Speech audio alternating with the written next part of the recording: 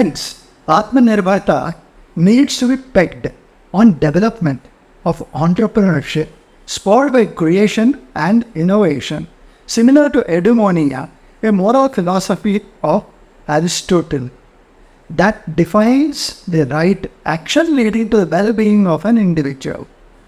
Can we accept defeat today? Most of us will not.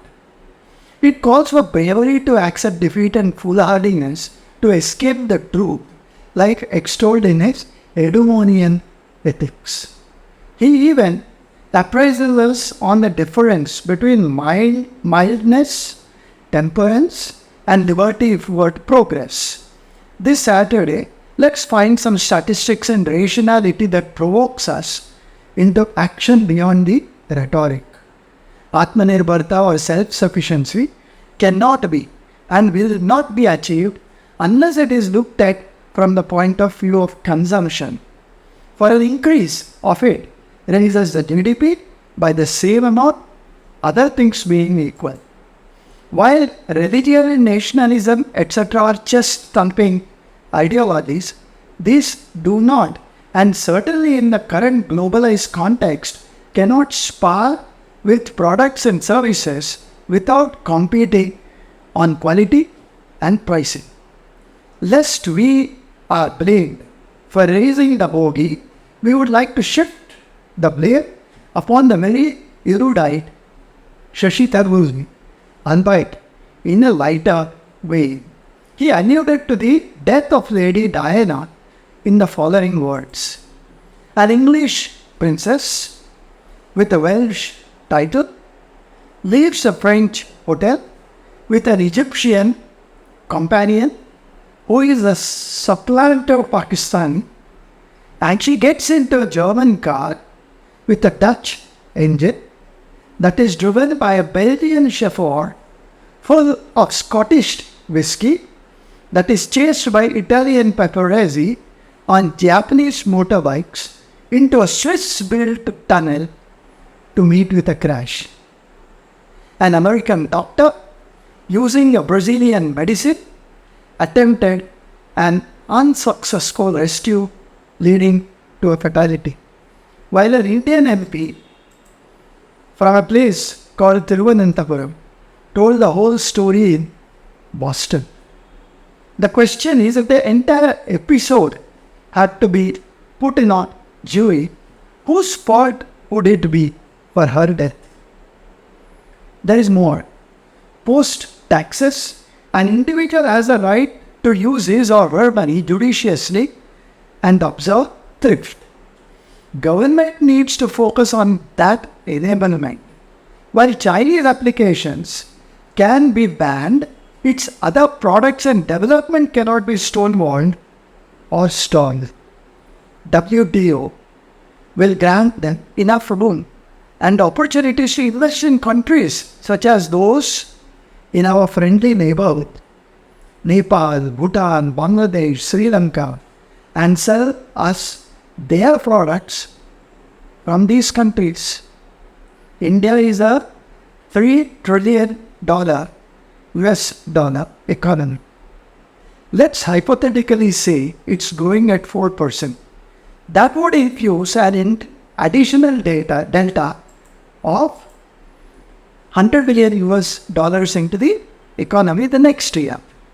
But a large part of this would go into infrastructure development, FMCG, and other markets. It would still be too imaginative to expect 5% of that going into new job creation. Be that as it may, the US $5 billion panned against the 6 million graduates, of which 60% are not job ready. US at an average will fetch each graduate a job of approximately $750 US per year. That's how much a rickshaw puller earns. The entire system needs to change from creating jobs to creating job creators. That is exactly where the dialogue of the last several years had remained without making any headway. A lot of conversation on how we should compete with China and beat them in trade and business is on. Here are some pointers. For starters, look at the investment in research. This is the comparison. China spent about $279 billion US in about 5 years back. India spent just about $15 billion. China spends 2.1% of its GDP. It was 0.56% a decade back on research. And India spends 0.6% of our GDP, which is 0.6% a decade back on research. Exactly the same as it was a decade earlier. Israel spends 4.3% and USA spends 2.8% of its GDP, respectively, on research. India's spend has been consistent, if also stagnant, at about 0.6% to 0.7% of the GDP for the last 2 decades. Only 26 Indian companies, as compared to 300 of China, are amongst the top 2,500 R&D companies in the world. According to Nature Index Rising Stars, 51 of the top 100 universities with improved research are from China. None are from India. Almost all of our R&D spend is by Government of India. None from the states. Negligible by the private sector. It is our cyber coolies that continue to create world-class products in the US. Even our PSUs like ONGC, which should invest in research, donate for large social and symbolic causes, like melas and building statues and so on, ignoring large research projects in universities. Of course, the other also is required, but research is more important. On Research Impact Index or H Index, India scores 12.6 against China's 39.2. We publish less and impact even lesser. There is more to come. Our CSIR research fellows are paid a pittance, and that too is hard to come by. ICMR recently requisitioned Bharat Biotech company to develop a vaccine. And much against the voices among the scientific community.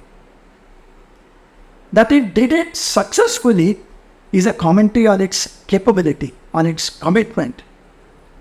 Now, how successful will be the drug discovery hackathon with students helping generate ideas, to fight the pandemic that went by is anybody's guess.